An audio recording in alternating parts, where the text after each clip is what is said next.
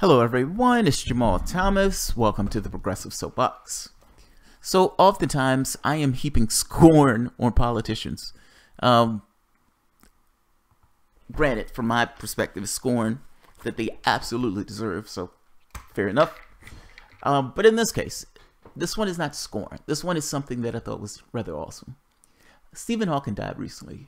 Stephen Hawking is a physicist that was suffering from a physical disease that kept him in a wheelchair, and as you can see in the picture, somewhat mangled. Stephen Hawking wasn't expected to live beyond, if I'm not mistaken, 20. Stephen Hawking made it to 70-something years old and was a profound intellect, especially around the area of black holes.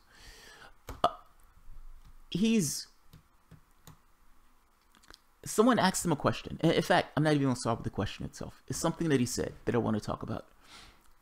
Let me show you something that Labor did. This is Jeremy Corbyn going after Theresa May. But he offers a quote from Stephen Hawking. But there's another quote that I want to get from Stephen Hawking. But let's listen to this one first. I love this one too.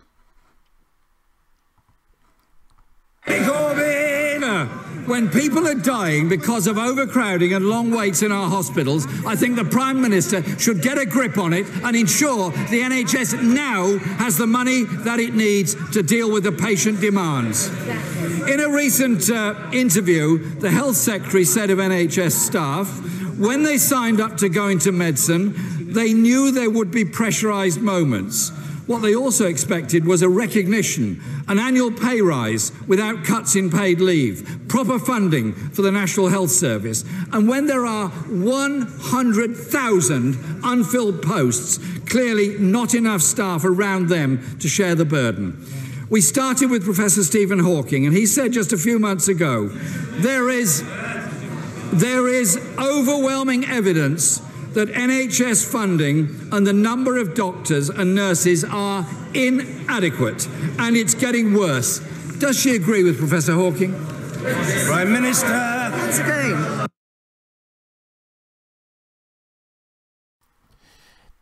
Now, to be fair, that was somewhat of a low blow. Stephen Hawking just died, and he brought Stephen Hawking into the conversation. Stephen Hawking mentioned that. You can get an idea for his politics of Stephen Hawking is saying, you guys need more hospital staff. Somewhat biased on that front, but you know what I mean. There's another quote that Stephen Hawking said. This whole quote is a little bit better. And this one is, in fact, the Jeremy Corbyn thing. I just like the Jeremy Corbyn thing. Because Jeremy Corbyn is making this point in regards to healthcare, saying, we have thousands of slots, hundreds of thousands of slots that need to be filled. We just don't fill them. It's not an issue of resources that you don't have. It's issues of resources that they don't put into filling those slots. This is a quote. In fact, somebody said it's the last question that was asked to Stephen Hawking on this particular board.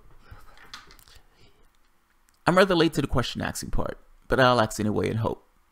Have you thought about the possibility of technological unemployment, where we develop automated processes that ultimately cause large numbers of unemployment by performing jobs faster and or cheaper than people can perform them? Some compare this thought to the thoughts of the Luddites, whose revolt was caused in part by perceived technological unemployment over 100 years ago. In particular, do you foresee a world where people work less because so much work is automated? Do you think people will always find work or manufacture more work to be done? Thank you for your time and your contributions. I found research to be largely social endeavor, and you've been an inspiration to so many. Stephen Hawking's answer. If machines produce everything we need, the outcome would depend on how things are distributed. Everyone can enjoy a life of luxurious leisure if the machine produced wealth if shared. Or, more people can end up miserable poor if the machine owners successfully lobby against wealth redistribution. So far, the trend seems towards the second option, with technology driving ever-increasing inequality. My argument, even when I started this channel, has always been, you can have any world that you want, providing you're willing to deal with the consequences of the arrangement of that particular world. We have a capitalistic system. That capitalistic system focuses everybody's mind to one very specific thing, of cash. Something that's not even real. And yet, That's the focus, and that's the thing that's created in this particular game space. Your technical know-how has the capability of making sure everybody on the planet has everything that they need for resources. But we don't do that. We use resources for the most ridiculous things. There are people living on the street while at the same time Elon Musk thought it was perfectly fucking awesome to put a car on top of a rocket ship and blast it out into space. This is kind of what I mean. That was a worthless endeavor that he took on and spent hundreds of millions of dollars to do it, or several millions of dollars to pull that off.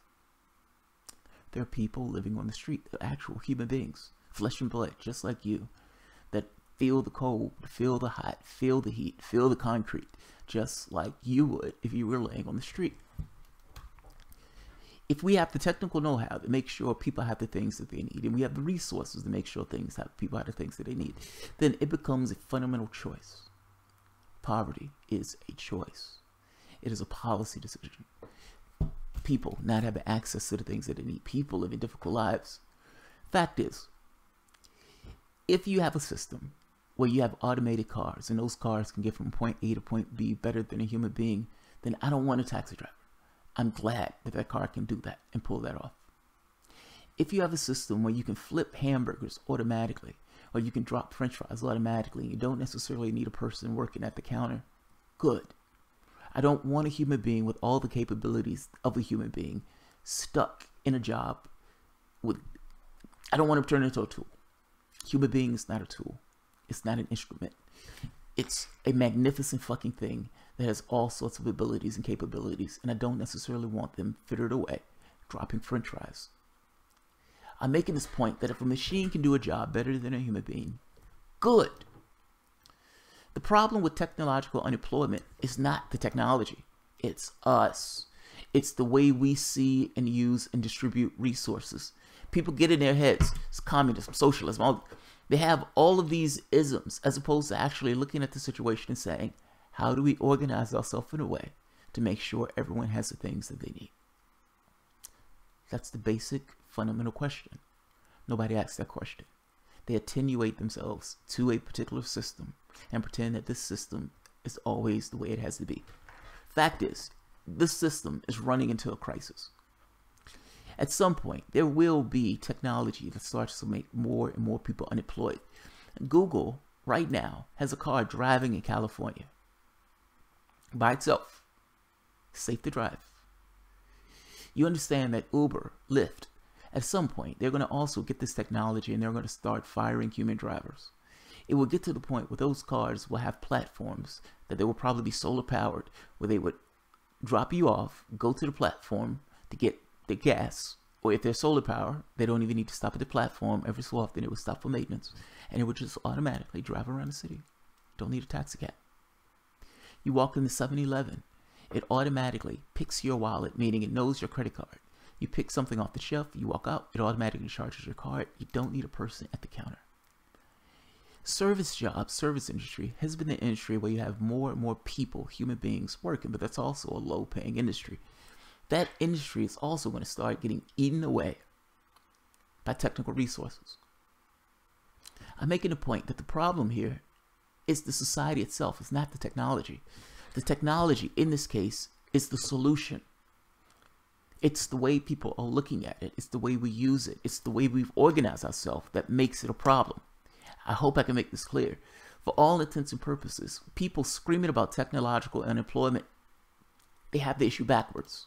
The issue is how human beings have organized themselves and how they see themselves within regards to this particular system. The problem is the system itself. The technology is the solution to that particular problem. That's what I'm saying. When I look at this stuff, I don't look at this stuff through isms. I look at it from a very, very basic point of view. How do you make sure people have access to all the things that they need? When you have a system where one person is making $231 million a minute, that system has fundamentally failed. Considering you have a homeless crisis in California and you have places in the United States that look like a third world country, that system has failed. Stephen Hawking is right. The issue is not necessarily the technology. The issue is the human beings themselves. And when human beings get to the point of making sure that we have the things that we need for one another, Technology in that situation is not the problem. Technology is the solution. We're looking at it backwards. I don't know if anyone is here, but let's see. I have a few people here. Cherokee Charlie. He worried, and rightfully so, about humanity's future. So every scientist since we split the atom. Oppenheimer, Einstein, Feynman, Linus, Pauling, etc. Yeah, agreed. Yeah. Well, you saw they moved the clock to 2 minutes to midnight. 2 minutes to midnight. And that's, mind you, that's for the nuclear clock. That's not even the environmental stuff. We have all these scientists. I think it was like 20,000 scientists in a letter saying we need to change. We're destroying this planet in a habitable space. Yeah.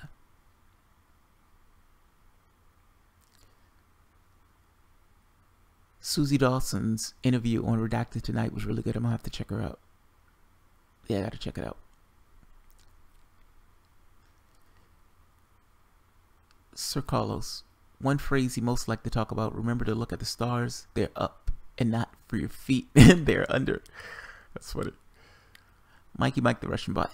He said in response to the U.S. R's that NHS is what saved him. Yeah. Yeah. Yeah. I mean, Stephen Hawking, you can see he was in bad shape. He had a rough go of it. Yeah. So, I'll leave it at that. I'm not going to stay too long on this one. I've been doing this all day. So, I will end that here. Alright, guys. If you enjoy the content, feel free to share, like, subscribe, and of course, you can always support the Patreon. Thanks, everyone.